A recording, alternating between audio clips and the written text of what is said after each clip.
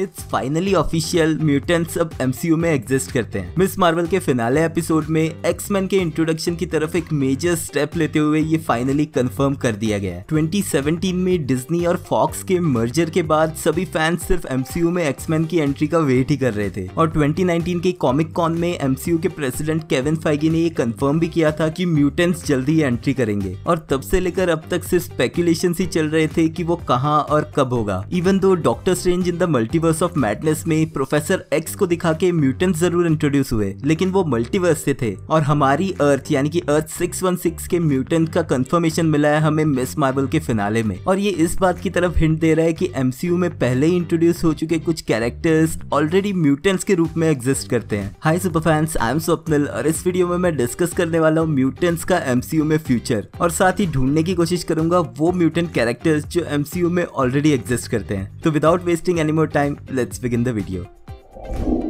Disney plus के show miss Marvel के starting से अब तक यही क्वेश्चन कंटिन्यूस उठ रहा था कि मिस मार्वल कमाला खान को उसकी पावर्स एक्चुअल में कैसे मिलती है। ऑफ कोर्स ये तो क्लियर था कि वो उसे मिलती है उसके मैजिकल बैंगल से, जो मोस्ट प्रोबेबली किसी और डायमेंशन से एग्जिस्ट करता है, जैसे कि क्री या फिर यहाँ हमें पता चला जिन डायमेंशन से। लेकिन अब तक ये क्लियर नहीं हो पा रहा था कि उस बैंगल की पावर्स उसकी फैमिली के और मेंबर्स जैसे कि उसकी नानी या फिर उसकी मदर क्यों नहीं यूज कर पाई। लेकिन फाइनली एक सरप्राइजिंग फिनाले एपिसोड के एंड में कमाला के फ्रेंड ब्रूनो के थ्रू हमें ये पता चला कि कमाला के जीन्स उसकी फैमिली की जीन्स से थोड़े अलग हैं और उनमें कुछ म्यूटेशन है और इस म्यूटेशन की वजह से ही मिस मार्वल बनती है मार्वल सिनेमैटिक यूनिवर्स की फर्स्ट कंफर्म्ड म्यूटेंट। और साथ ही यहाँ कुछ कंफ्यूजन ना रह जाए इसलिए कमाला के बैकग्राउंड म्यूजिक को भी चेंज करके कर दिया एक्स-मैन दी एनिमेटेड सीरीज का थीम सॉन्ग। यही सेम म्यूजिक हमें तब सुनने मिला था doctor strange in the multiverse of madness में जब प्रोफेसर एक्स ने एंट्री की थी। और यहीं से हम अंदाजा लगा सकते हैं कि एक्स-मैन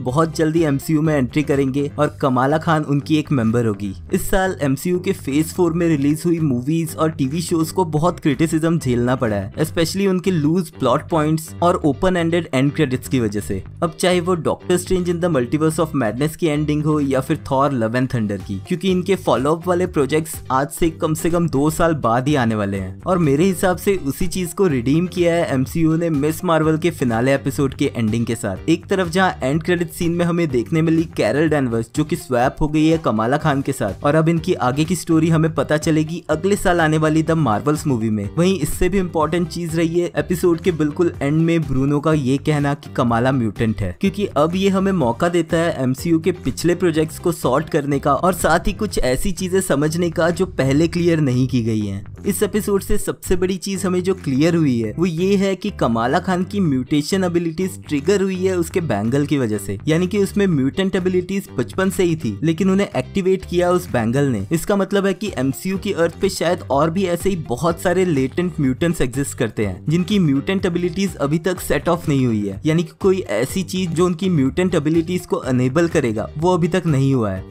या फिर हो चुका है। कॉमिक्स में स्कारलेट विच यानी कि वांडा मैक्सिमॉफ एक म्यूटेंट थी, लेकिन एमसीयू में इस चीज का कंफर्मेशन नहीं मिला था। लेकिन अगर आप ध्यान दे तो अगाथा हार्कनेस की वजह से हमें ये पता है कि वांडा की पावर्स उसमें ऑलरेडी एग्जिस्ट करती थी एज अ विच, जो पावर्स अनलॉक हुई जब वो माइंड स्टोन के कांटेक्ट में आई, यानी कि माइंड स्टोन ने उसकी लेटेंट पावर्स को एक्टिवेट कर दिया। तो क्या इसका मतलब स्कारलेट विच भी एमसीयू में म्यूटेंट ही है? और अगर वांडा एक म्यूटेंट है तो इसका मतलब है उसका भाई पिएट्रो मैक्सिमॉफ भी म्यूटेंट ही होगा, क्योंकि उसकी पावर्स भी अनलॉक हुई है माइंड स्टोन के कांटेक्ट में आने की वजह से ही। अवेंजर्स एज ऑफ अल्ट्रॉन में हाइड्रा के स्ट्रकर ने बहुत सारे लोगों पे माइंड स्टोन से एक्सपेरिमेंट किए थे, जिनमें से सिर्फ 2 वांडा मैक्सिमॉफ और पिएट्रो मैक्सिमॉफ ही कुछ पावर्स गेन कर पाए, जो हिंट देता है कि ऐसा उनके जेनेटिक्स में म्यूटेशन की वजह से ही हुआ है। इसके अलावा वांडा विजन शो में ही दिखी दूसरी कैरेक्टर और नेक्स्ट ईयर आने वाली द मार्वल्स मूवी की मेन सुपर हीरोज में से एक मोनिका रैम्ब्यू एके स्पेक्ट्रम भी हो सकती है एक और म्यूटेंट।